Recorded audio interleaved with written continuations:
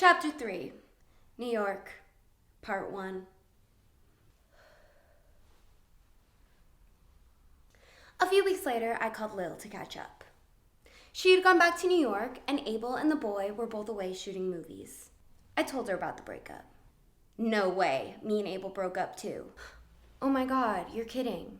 No, Saturday before last. Wait, that's the same day we broke up. More sticky, bizarre weirdness. The day before Halloween, I went to New York. I hadn't been to the city in over a year, and Lil said I could stay with her whenever I wanted, so I took her up on the offer. She lived on the Upper West Side in a beautiful rent-controlled 3-bedroom with her mom and dad. The quintessential New York City bohemian upbringing that you dream about but almost never get to experience firsthand. Her beautiful Jewish mother doing the New York Times crossword at the kitchen table every morning with her whole milk cappuccino, fresh from the kitchen's cappuccino maker. Lil's extended family of friends who were more like siblings, popping in and out at their own whims throughout the day. Delicious home-cooked dinners that we were expected not to miss. Lil was taking the breakup well. It was more mutual, I think, than ours was, but not that different either. They'd been together almost 3 years, and the distance brought on by work, mixed with the strain of becoming an adult, was taking its toll. She mentioned that the boy was in town. She said he'd been treating her sort of weird since everything with Abel, but that maybe since I was here now, we could all hang out.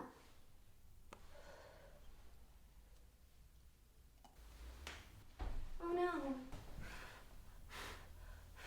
I'm sorry, beautiful flower. I texted him to see what his Halloween plans were. He seemed happy to hear from me. He invited us to his friend's concert. Lil was coming down with a cold, so she was on the fence, but I had a dope costume and I wanted to go out, so I texted my friend Margaret, who was also in the city, and we decided last minute to go. It wasn't until a half hour before we got there that I responded to his text letting him know we were coming. He didn't respond, but it was pretty late already. The address was for a restaurant with a music venue upstairs.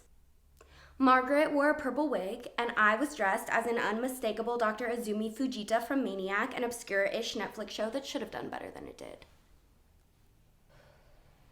I looked great, even though not many people knew or know the reference. We walked through the restaurant, past the bar, and up the wide staircase to the area where the concert was being held. Before I even reached the top of the staircase, a magnet inside me pulled my eyes to a spot on the far left side of the room.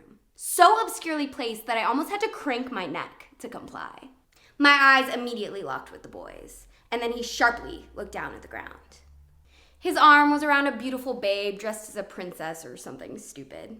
He looked panicked and pretended he didn't see me. The behavior sort of threw me. It's not like something had happened between us where he couldn't be with a girl in front of me. We were just friends, especially in my denying mind. He didn't even know I had broken up with my boyfriend.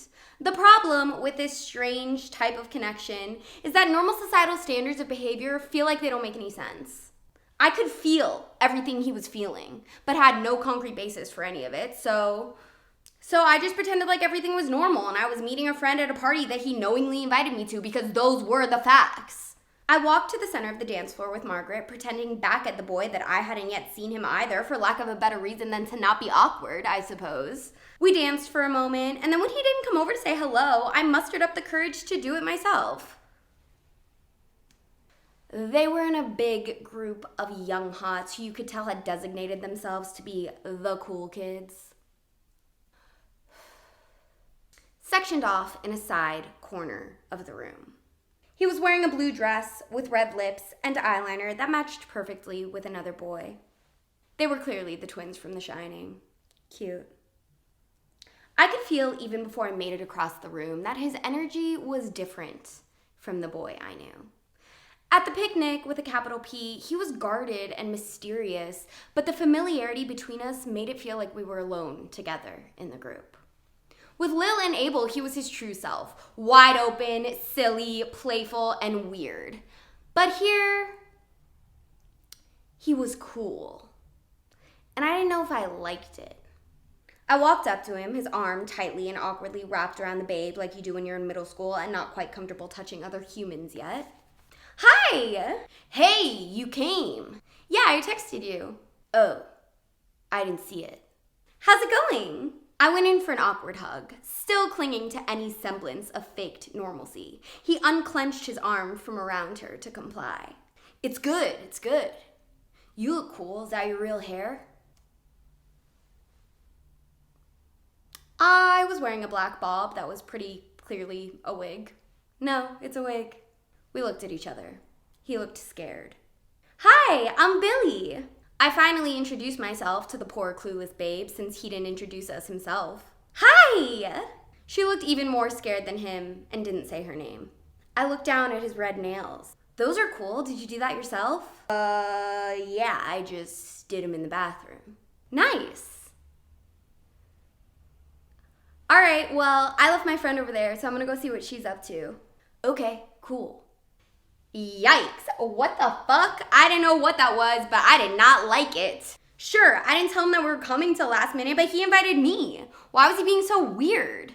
I went back to Margaret on the dance floor, half with my tail between my legs, but half just fucking confused. We danced for a little, but the party was lame, and the crowd was lamer, so we called it. He saw us walking down the stairs. I mimed that we were going out for a cig.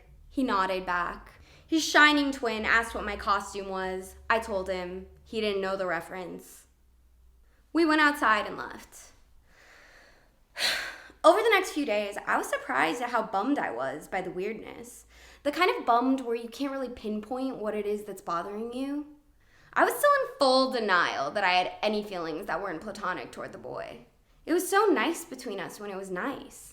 I didn't know who that person was that I saw the other night, why he was behaving that way, or why it made me feel so...